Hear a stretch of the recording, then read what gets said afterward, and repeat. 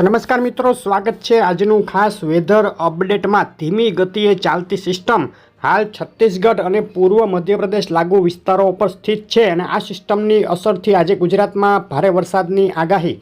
છેલ્લી 24 કલાકના વરસાદના આંકડાની વાત કરીએ તો સવારે 6 વાગ્યે પૂરા થતા 24 કલાક દરમિયાન કુલ 66 તાલુકામાં વરસાદ નોંધાયો।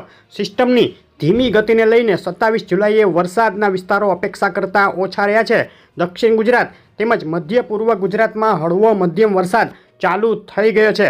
સેટેલાઇટ પિક્ચર ઉપર નજર કરીએ તો સિસ્ટમ જે અત્યારે છત્તીસગઢ લાગુ મધ્યપ્રદેશ વિસ્તારો ઉપર છે તેને લઈને સિસ્ટમની પશ્ચિમ દક્ષિણ દિશામાં વાદળો જોવા મળે છે તેમજ ઉત્તર પશ્ચિમ દિશામાં થંડરસ્ટોર્મ બની રહ્યા છે, જે ગઈકાલે મુખ્યત્વે રાજસ્થાનના વિસ્તારો ઉપર જોવા મળ્યા હતા। આજની વાત કરતાં પહેલાં વિડીયો લાઇક કરી નવા મિત્રો ચેનલ સબસ્ક્રાઈબ કરવાનું, ફેસબુકના મિત્રો પેજ ફોલો કરવાનું ભૂલશો નહીં।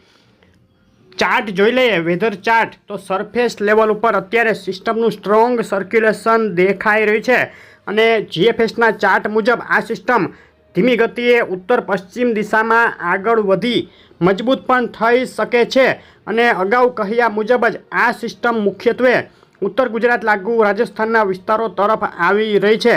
850 HPA ઉપરનો ચાર્ટ જોઈએ તો સ્ટ્રોંગ સર્ક્યુલેશન અત્યારે મધ્યપ્રદેશ છત્તીસગઢના વિસ્તારો ઉપર દેખાઈ રહ્યું છે, જે પણ ઉત્તર પશ્ચિમ દિશામાં ધીમી ગતિએ આગળ વધતું જોવા મળે છે અને સ્ટ્રોંગ સર્ક્યુલેશનનો ટ્રફ પણ આગામી 24 કલાકમાં ગુજરાતના વિસ્તારો ઉપર આવી રહ્યો છે। 700 HPA એટલે કે મિડ લેવલ ઊંચાઈની વાત કરીએ તો બહોળું સર્ક્યુલેશન હજુ પણ યથાવત છે અને ધીમી ગતિએ પશ્ચિમ દિશા તરફ આગળ વધી રહ્યો છે। આવતી 24 કલાકમાં આ સર્ક્યુલેશન અને તેનો ટ્રફ ગુજરાત સહિત અરબ સાગરના વિસ્તારો સુધી લંબાઈ જશે અને આ સિસ્ટમોની અસર હેઠળ આજે 28 જુલાઈને આવતીકાલે 29 જુલાઈની સવાર સુધીમાં ગુજરાતમાં કયા વિસ્તારોમાં વરસાદની વધુ શક્યતા તેની વાત કરીએ તો પૂર્વ મધ્ય અને ઉત્તર ગુજરાતમાં જે મધ્યપ્રદેશ સરહદ લાગુ વિસ્તારો તેમજ રાજસ્થાન સરહદ લાગુ જે વિસ્તારો છે તેમાં ખાસ આજે બપોર બાદથી રાતથી મધ્યમથી ભારે વરસાદની શરૂઆત થઈ જશે।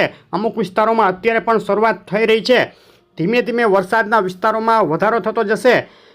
મહીસાગર જિલ્લો, દાહોદ જિલ્લો, મહેસાણા, અરવલ્લી, મધ્ય ગુજરાતમાં વડોદરા, પંચમહાલ આસપાસ, છોટાઉદેપુર આસપાસ, નર્મદા જિલ્લો આ વિસ્તારોમાં મધ્યમથી ભારે વરસાદ 1 થી 3 ઇંચ સુધીનો આજે રાત સુધીમાં નોંધાઈ શકે। આવતીકાલ સવારે વધુ વરસાદની શક્યતા આ વિસ્તારોમાં દેખાઈ રહી છે। ભારે વરસાદ નોંધાઈ શકે છે 24 કલાકમાં। દક્ષિણ ગુજરાતમાં પણ તમામ જિલ્લાઓમાં હળવો મધ્યમ અને અમુક સ્થળે 2 થી 3 ઇંચ સુધીનો વરસાદ નોંધાઈ શકે છે આવતી 24 કલાકમાં। ઉત્તર ગુજરાતમાં બનાસકાંઠા, પાટણ અને ગાંધીનગર સુધીના વિસ્તારોમાં પણ છૂટાછવાયા સ્થળોએ હળવો મધ્યમ અને એકલ દોકલ સ્થળે 2 થી 3 ઇંચ સુધીનો વરસાદ આવતી 24 કલાકમાં નોંધાઈ શકે। આજે સાંજથી આ વિસ્તારોમાં ગાજવીજ સાથે વરસાદ શરૂ થઈ શકે।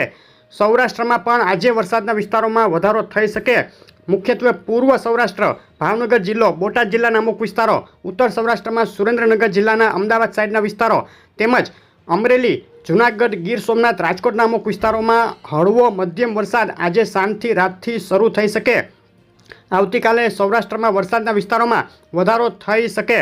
પૂર્વ સૌરાષ્ટ્ર, દક્ષિણના કાંઠા વિસ્તારો તેમજ ઉત્તર સૌરાષ્ટ્રમાં 1 થી 2 ઇંચ જેટલો વરસાદ 24 કલાકમાં એકલ દોકલ સ્થળે તેથી વધુ વરસાદ પણ પડી શકે। પશ્ચિમ સૌરાષ્ટ્ર અને મોરબી આસપાસના વિસ્તારો તેમજ કચ્છના વિસ્તારોમાં છૂટાછવાયા વિસ્તારોમાં હળવા ભારે ઝાપટા અને અમુક સ્થળે હળવો મધ્યમ વરસાદ શરૂ થઈ શકે છે। આવતીકાલે આ વિસ્તારોમાં પણ વરસાદમાં વધારો થઈ શકે અને અમુક સ્થળે ભારે વરસાદની શક્યતા દેખાઈ રહી છે। આગળની ખાસ અપડેટો આવશે, જોવાનું ચૂકશો નહીં। વિડીયો લાઇક શેર કરી ચેનલ સબસ્ક્રાઈબ કરી દેજો। આભાર।